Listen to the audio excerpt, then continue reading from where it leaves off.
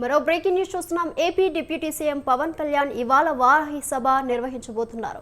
సాయంత్రం 4 గంటలకు తిరుపతిలో వారాహి సభ జరగనుంది. జ్యోతిరావు పూలే సర్కిల్లో సభ నిర్వహణకు జనసేన కూటమి నేతలు ఏర్పాట్లు చేస్తున్నారు. ఈ సభలో వారాహి డిక్లరేషన్ను ప్రజలకు వివరించనున్నారు పవన్ కళ్యాణ్. ఆయన డిప్యూటీ సీఎం అయిన తర్వాత ఇదే తొలి సభ. ఇందులో వారాహి డిక్లరేషన్ ప్రకటించనుండడం ఆసక్తి రేపుతోంది.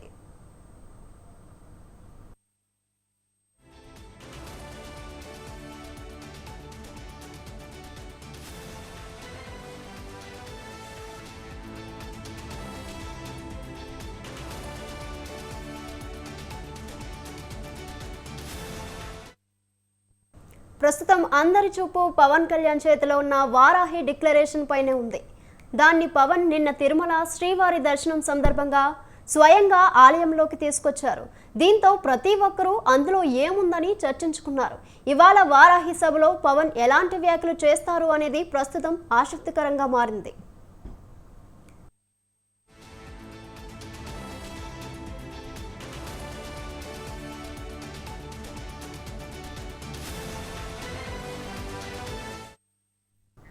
ఇటీవల శ్రీవారి లడ్డూ తయారీలో కల్తీ నెయ్యి వ్యవహారం వెలుగులోకి రావడంతో కలత చెందిన పవన్ కళ్యాణ్ ప్రాయశ్చిత్త దీక్ష చేపట్టారు.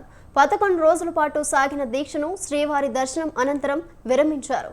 ఈ నేపథ్యంలో ఇవాళ సాయంత్రం తిరుపతిలోని జ్యోతిరావు పూలే విగ్రహం వద్ద వారాహి సభను నిర్వహించనున్నారు.